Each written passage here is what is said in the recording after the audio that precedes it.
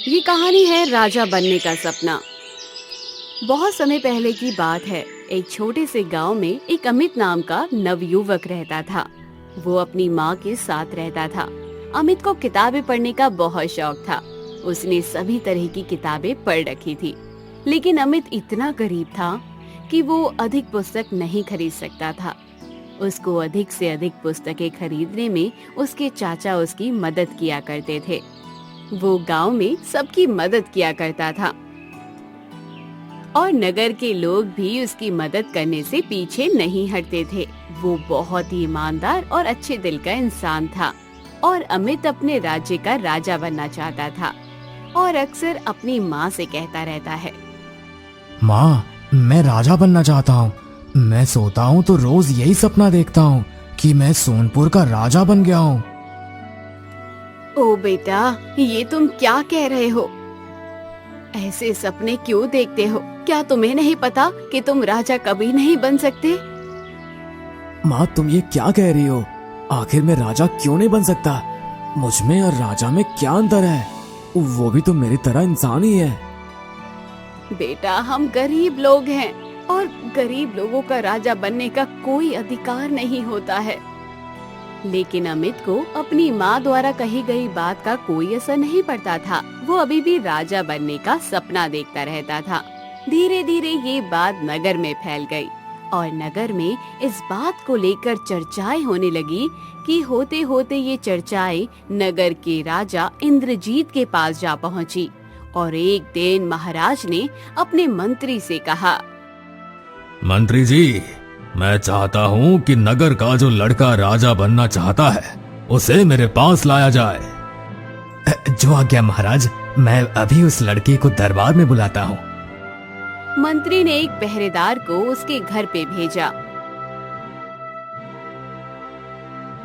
सुनो नवयुवक, तुम्हें महाराज ने दरबार में अभी तुरंत बुलाया है।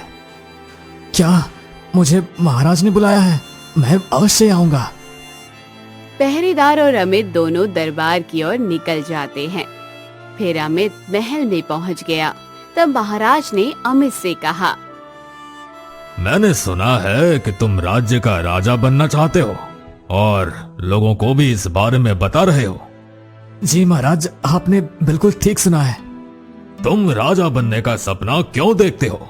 क्या तुम नहीं जानते हो कि राजा बनना कितना कठिन काम है और राजा की गद्दी पर सिर्फ राजा का बेटा ही बैठ सकता है?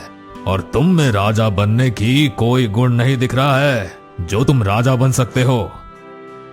महाराज, मैं ये सब पहले से जानता हूँ, लेकिन राजा भी तो मेरी तरह इंसान ही होता है।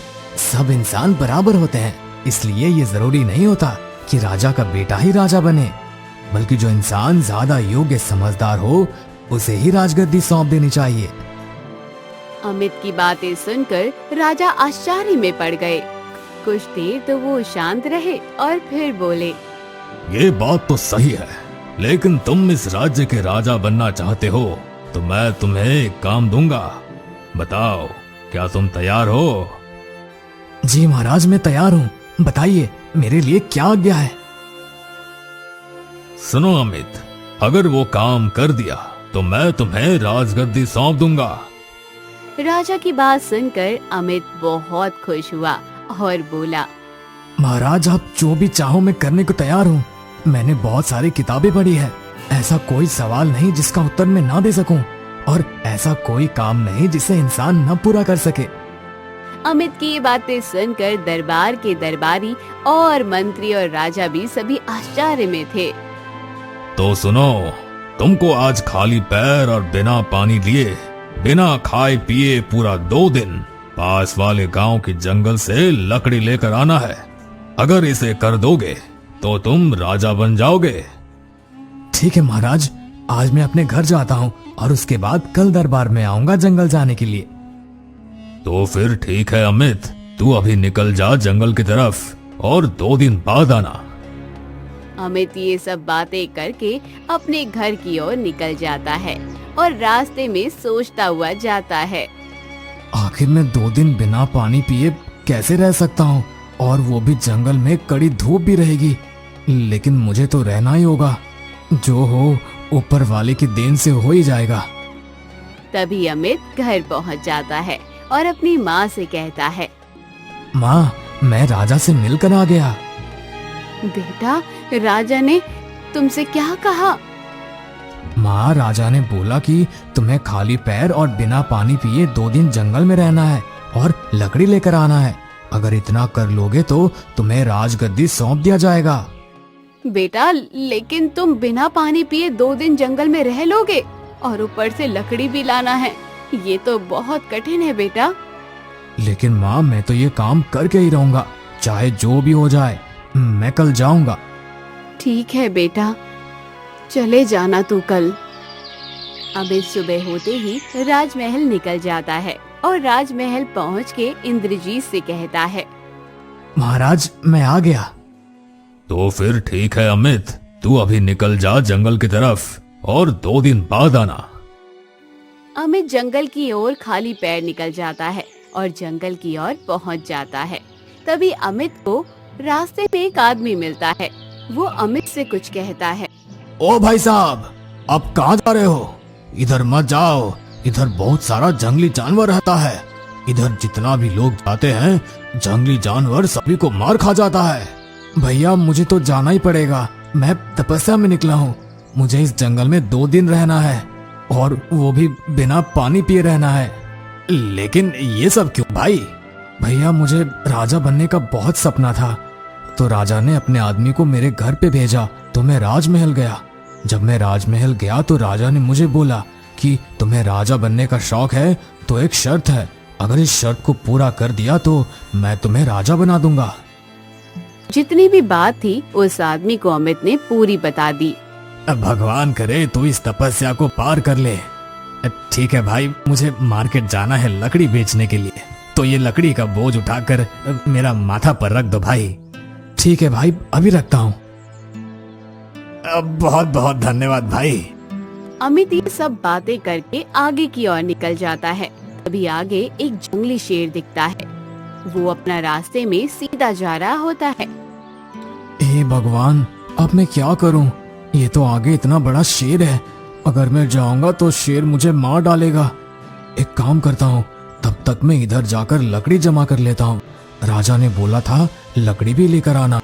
अमित थोड़ा ही लकड़ी जमा करता है। इतने में ही रात हो जाती है। तभी अमित एक पेड़ के नीचे आराम करके सो जाता है। फिर सुबह होती है। वो लकड़ी जमा करने निकल जाता है। तभी उधर राजा टेंशन में रहता है कि पता नहीं अब मेरा इस राज गद्दी का क्या होगा, मेरा ही रहेगा या अमित का हो जाएगा। मुझे तो बहुत टेंशन हो रहा है। तभी उधर अमित, मुझे तो बहुत जोर पानी प्यास लग गया है, अब मैं क्या करूं? अगर पानी पी लेता हूं तो राजा बन नहीं पाऊंगा। वैसे भी राजा को पता नहीं चलेगा, लेकिन भगवान तो सब देख रहे हैं। दूसरी रात हो जाती है और अमित अपना जमा किया हुआ लकड़ी अपने सर पर उठाकर निकल जाता है। धीरे धीरे राजमहल पहुंचते ही सुबह हो जाती है। अमित, तुम अपना तपस्या पूरा करके आ गए। तुमने तो बहुत ही कमाल कर दिया। अब तो तुम राजा बन के ही जाओगे। हाँ महाराज, क्यों नहीं, इस बार मैं राजा बनूंगा। ठीक है अमित, तुम खाना खा लो, तुम बहुत थक गए होगे। तभी राजा अपने सिपाहियों से 2 खाने की प्लेट मंगवाता है और खाना खाने के बाद ये तो राजगद्दी लेगा। एक काम करता हूँ, इसके पानी में जहर मिला देता हूँ। ये पी लेगा तो मर जाएगा और सब लोग सोचेंगे कि 2 दिन जंगल में भूखा रहा इसलिए मर गया होगा। तभी राजा अमित के गिलास में जहर मिला देता है। तभी अमित चुपके से वो गिलास बदल देता है। महाराज, पहले आप खाइए, उसके बाद हम खाएंगे, क्योंकि आप राजा हैं, तो आगे आपका ही खाना फर्ज बनता है। ये तो बहुत ही चालाक है। एक काम करता हूँ, खाना नहीं खाता हूँ और इसको राजगद्दी सौंप देता हूँ। तभी राजा ने पूरे गांव के लोग को महल में बुलाया और फिर से वो कहता है, देखो भाई लोग, ये अपना तपस्या पूरा कर लिया है। आज से मेरी जगह राजा ये रहेगा और आज से राजमहल की गद्दी पर यही बैठेगा। अमित को सिंहासन पर बैठा दिया जाता है और पूरा माहौल बन जाता है और अमित पूरा खुश हो जाता है। तो सुनो भाई लोग, आज से इस राज्य का राजा मैं हूँ। आप लोगों को जो भी चीज का समस्या होगा उसका समाधान मैं करूंगा। अमित पूरे गांव में गरीब लोगों के घर पहुंचकर चापाकल दिया और पूरे गांव में एक बहुत बड़ा नदी बनवाया और भी बहुत सारी चीजें बनवाई। अमित का यही सपना था कि मैं राजा बनूं और सबकी मदद करूं। अमित ये सब काम बहुत अच्छी तरह से करता और बहुत खुश होता था और फिर घर लौट जाता था और फिर माँ के साथ अपना जीवन खुशी से बिताने लगता है। तो दोस्तों, कैसी लगी आपको ये कहानी? कमेंट सेक्शन में जरूर बताइए। चैनल को जरूर सब्सक्राइब कीजिए। एक छोटे से गांव में एक बूढ़ा रामलाल अपनी बेटी सोनाली के साथ एक छोटे से घर में रहता था। रामलाल बहुत ही गरीब था। वो जंगल से लकड़ी काट कर लाता और बाजार में बेचकर अपने घर का गुजारा करता था।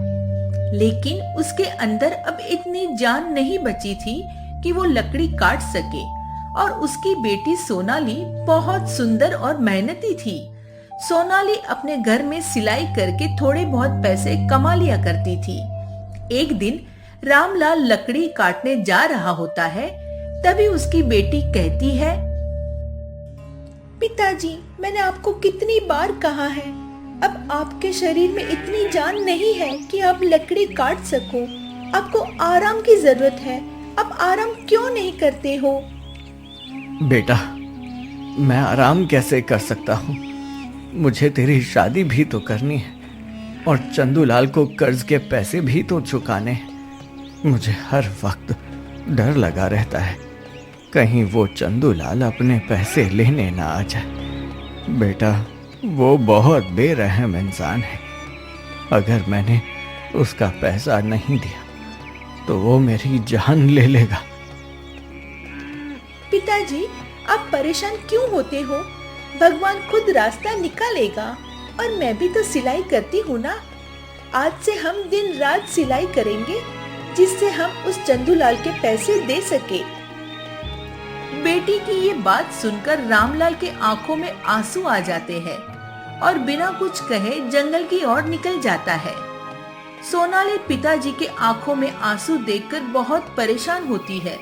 शाम को जब रामलाल कटी हुई लकड़ी बेचकर घर आता है तो उसकी बेटी उसे खाना देती है और उसके पास बैठ के बोलती है, पिताजी, आप किसी से थोड़े दिन के लिए कुछ पैसे लेकर उस चंदूलाल का कर्ज क्यों नहीं चुका देते हो? बेटा, बुरे वक्त में कोई यार दोस्त, रिश्तेदार, परिवार की कोई मदद नहीं करते। हर कोई मुंह मोड़ लेते हैं। और वैसे भी मेरे सारे दोस्त और रिश्तेदार भी तो गरीब ही हैं। वो बेचारे खुद मुश्किल से अपना गुजारा कर पाते हैं, तो भला मेरी मदद कौन करेगा? मेरा अमीर दोस्त नहीं है कोई जो इस मौके पर मदद कर सके। लेकिन पिताजी, हमें कैसे भी करके चंदूलाल का पैसे का इंतजाम करना होगा। वो परसों उन्हें पैसे लेने आएगा।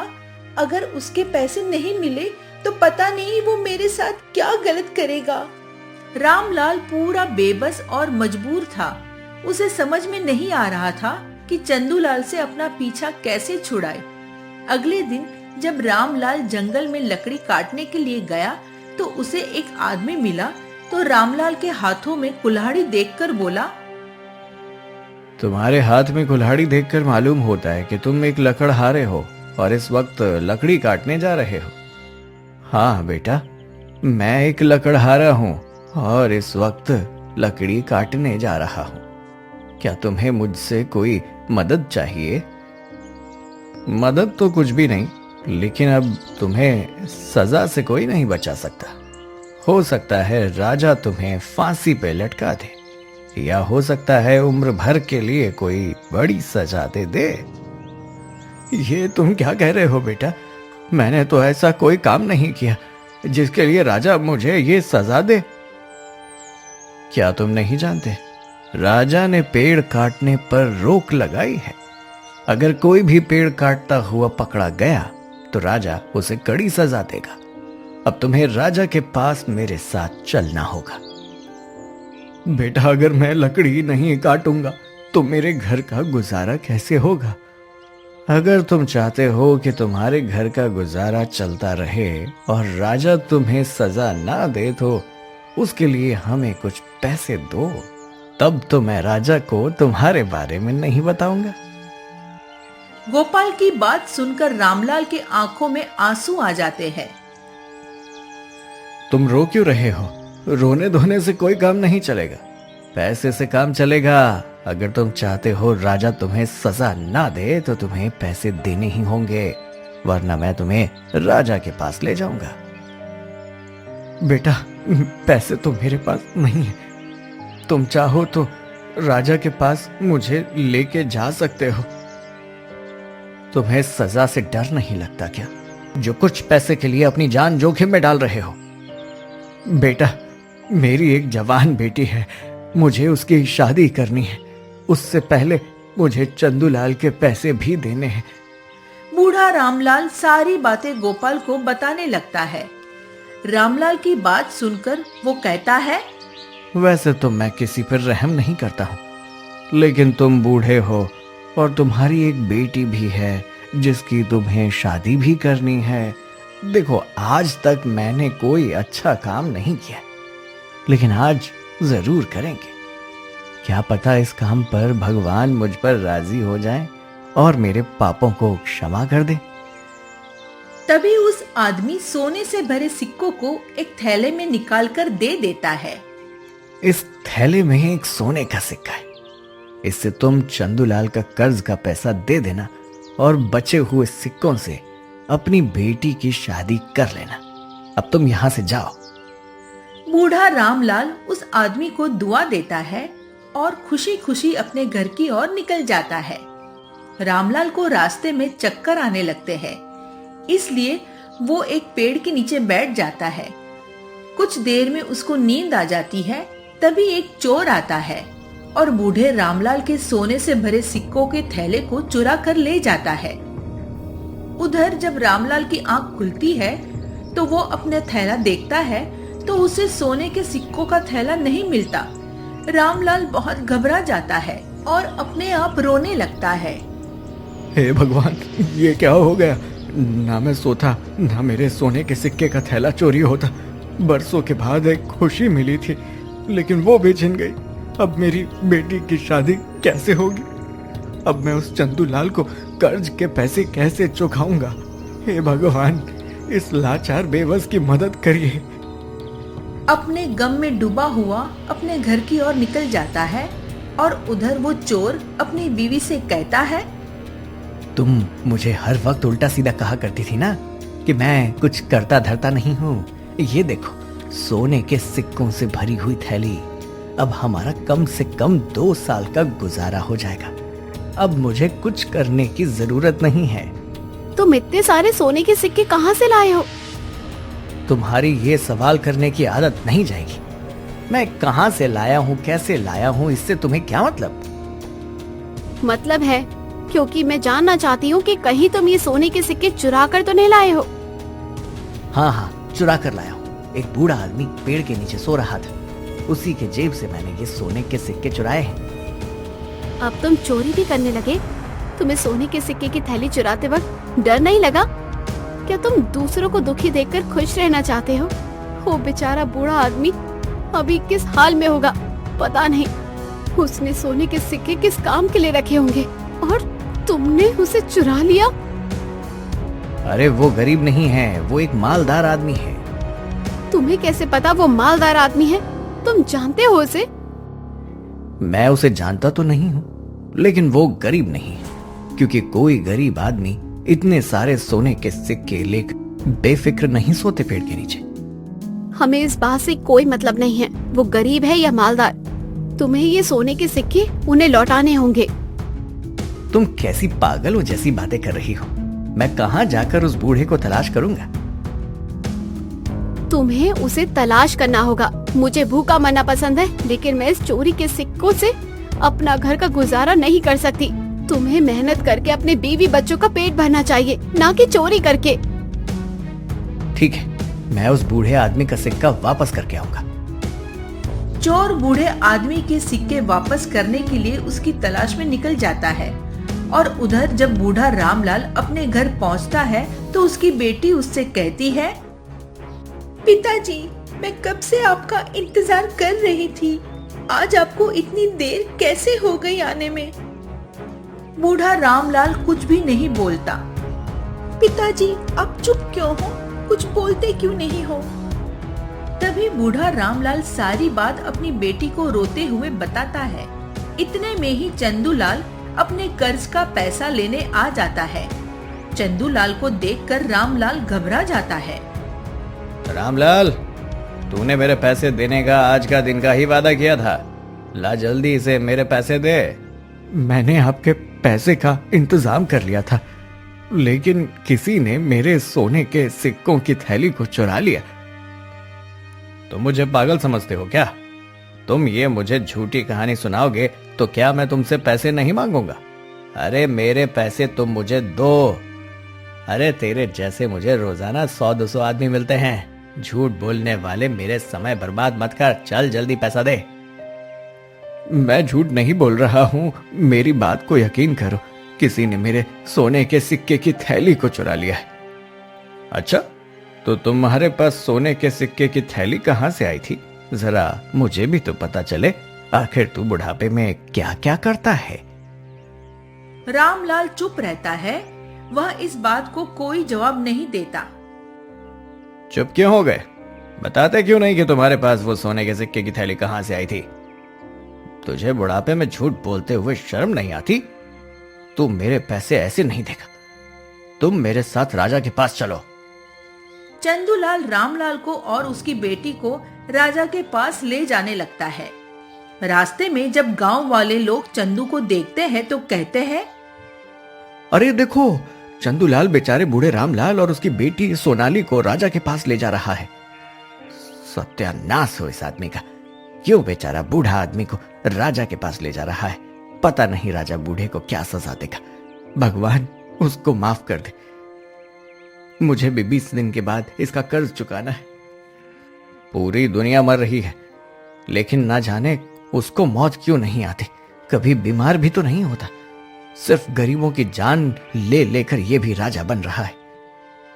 चंदूलाल उन सब को लेकर राजा के दरबार में पहुंच जाता है और राजा से कहता है, महाराज, 2 साल पहले रामलाल ने मुझसे कर्ज लिया था और आज का दिन इसने मेरा कर्ज देने का वादा किया था, लेकिन अभी तक इसने मुझे कुछ नहीं दिया। और ये मुझसे झूठ बोल रहा था कि इसने मेरे पैसे का इंतजाम कर लिया, और बोल रहा था कि कोई उसके सोने के सिक्के की थैली चुरा लिया है। तुम ऐसे आदमी को कर्ज देते ही क्यों जो उसे चुका ना सके? लेकिन महाराज, ये मेरे सामने आकर रो रहा था। मुझे इस पर दया आ गई, इसलिए मैंने इसे कर्ज दे दिया। वरना ऐसे लोगों को मैं कभी भी कर्ज नहीं देता हूं जो कर्ज ना लौटा सके। जो भी व्यक्ति अपने सही समय पर कर्ज नहीं चुकाता है, उसके घर के सभी सदस्य कर्ज देने वालों की गुलामी करेंगे जब तक वो अपने कर्ज चुका न दे। राजा का फैसला सुनते ही बूढ़ा रामलाल घबरा गया, क्योंकि अब उसे और उसकी बेटी को चंदूलाल की गुलामी करनी पड़ेगी। लेकिन मैं बूढ़े रामलाल की उम्र का लिहाज करते हुए 1 दिन का और समय देता हूं। रामलाल, अगर 1 दिन के अंदर तुमने चंदूलाल का पैसा नहीं दिया तो तुम्हें और तुम्हारी बेटी को चंदूलाल की गुलामी करनी होगी। राजा के फैसला सुनाने के बाद चंदूलाल रामलाल के पास उसके घर चला जाता है और रामलाल से कहता है, रामलाल, जब तू मेरे पैसे 2 साल में ना दे सका तो 1 दिन में कहां से दे देगा? तू एक काम कर, अपनी इस खूबसूरत बेटी की शादी मेरे से कर दे। तेरी बेटी मेरे साथ राज करेगी और मैं भी तेरे साथ अच्छा व्यवहार करूंगा। मैं तेरे जैसे सुखखोर के साथ कभी शादी नहीं करूंगी। चल निकल तू यहाँ से। तू बेरहम है, लोगों पे जुल्म करता है। तो ठीक है, फिर अगर तेरे बाप ने मुझे 1 दिन के अंदर कर्ज नहीं दिया तो तुम दोनों मेरे गुलाम हो जाओगे, और मैं तेरे बूढ़े बाप से इतना कठिन काम लूंगा कि इसकी रूह कांप उठेगी। अब मैं जा रहा हूं, 1 दिन बाद आऊंगा। यह कहकर चंदूलाल चला जाता है और फिर सोनाली अपने पिताजी से कहती है, पिताजी, हम एक दिन के बाद इस मनुष्य का कर्ज कहाँ से देंगे? अगर हमें इसका कर्ज नहीं दिया तो यह हमारे साथ बहुत जुल्म करेगा।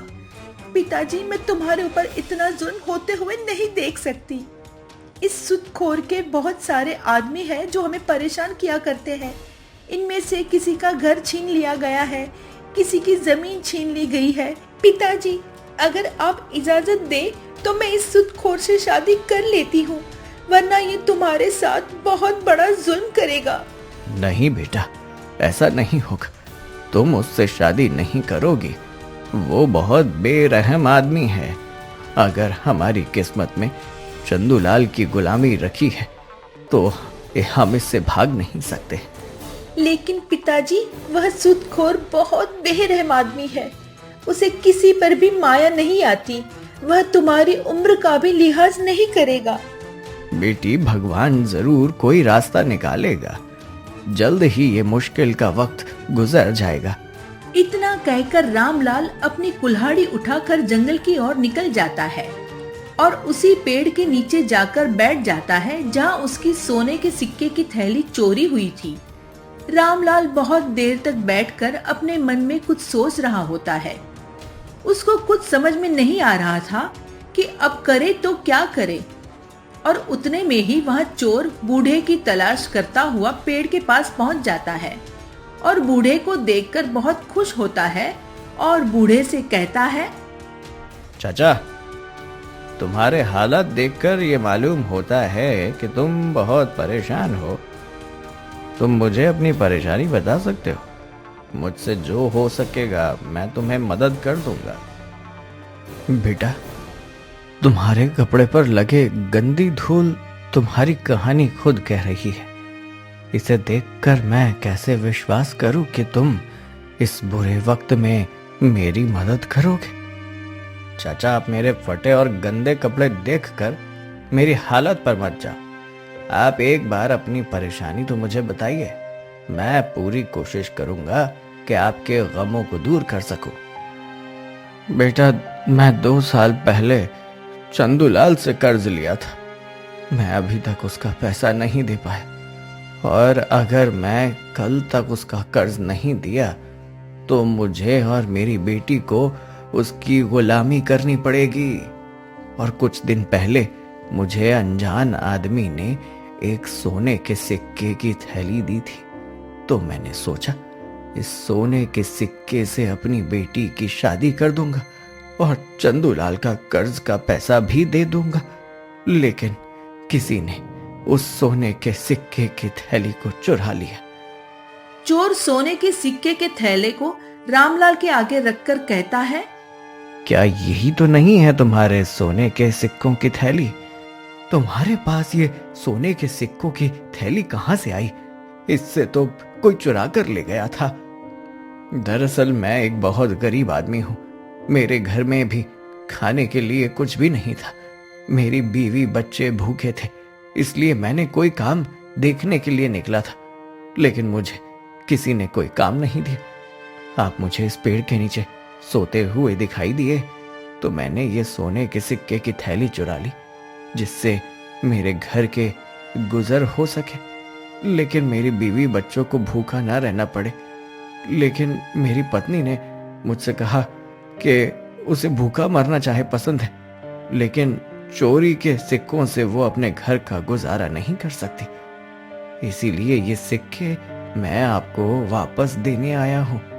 हो सके तो मुझे माफ कर देना। मेरी वजह से तुम्हें इतनी तकलीफों का सामना करना पड़ा। कोई बात नहीं बेटा, तुमने मेरे ये सिक्के लौटा दिए, इसलिए मैं तुम्हें माफ कर देता हूं। अब मैं इस सिक्के से उस चंदूलाल को कर्ज दे दूंगा और बचे हुए सिक्कों से अपनी बेटी की शादी करवाऊंगा। बेटा, मुझे चलना चाहिए। मुझे जल्द से जल्द उस चंदूलाल को कर्ज का पैसा जो देना है। अब बुध रामलाल अपने घर चला जाता है और सोने के सिक्के दिखाते हुए अपनी बेटी से कहता है, ये देखो बेटा, ये वही सोने के सिक्के की थैली है जो खो गई थी। अब हमें चंदूलाल की गुलामी नहीं करनी पड़ेगी। लेकिन पिताजी, तुम्हें ये थैली मिली कहाँ पे? बेटा, जो चुरा कर ले गया था वो ही वापस देने आ गया। उसकी पत्नी तो बहुत ईमानदार औरत है। मैंने तुमसे कहा था ना कि भगवान हमारी मदद जरूर करेगा। पिताजी, यह तो बहुत अच्छा हुआ। अब हमें चंदूलाल से छुटकारा मिल जाएगा। वह लोग बात कर ही रहे होते हैं, तभी उसके घर चंदूलाल आ जाता है और बूढ़े रामलाल से कहता है, एक दिन तो हो गया ना, अब तू और तुम्हारी बेटी गुलामी करने के लिए तैयार हो जाओ। अभी भी मौका है। तू अपनी बेटी की शादी मेरे से कर दे और तेरी बची हुई जिंदगी सुख के साथ कटेगी। मेरी ख्वाबों की रानी, क्या तुम अपने बूढ़े बाप पर जुल्म होते हुए देखना चाहती हो? चल निकल बेरहम आदमी, हमसे शादी करने के लिए ख्वाब देख रहा है। अपनी शक्ल देखी है? भगवान के होते हुए तुम मेरा कुछ नहीं बिगाड़ सकते। ये लो सोने के सिक्के, इन्हें बेचकर अपने पैसे ले लेना। अब यहाँ से दफा हो जा। अरे वाह, सोने के सिक्के! रामलाल, जो कर्ज तू 2 साल में नहीं दे पाया वो अपनी बेटी के लिए 1 दिन में इंतजाम कर दिया। कहाँ से आए तुम्हारे पास ये सोने के सिक्के? जरा मुझे भी तो पता चले। तुम्हें इस बात से क्या मतलब है कि ये सिक्के कहाँ से मिले? तुम्हें तुम्हारे कर्ज के पैसे मिल गए ना, अब तुम्हें यहाँ से जल्दी निकल जाओ। चंदूलाल सोनाली की बात सुनकर वहाँ से गुस्से से निकल जाता है और बचे हुए सिक्के से रामलाल अपनी बेटी की खुशी खुशी शादी कर देता है।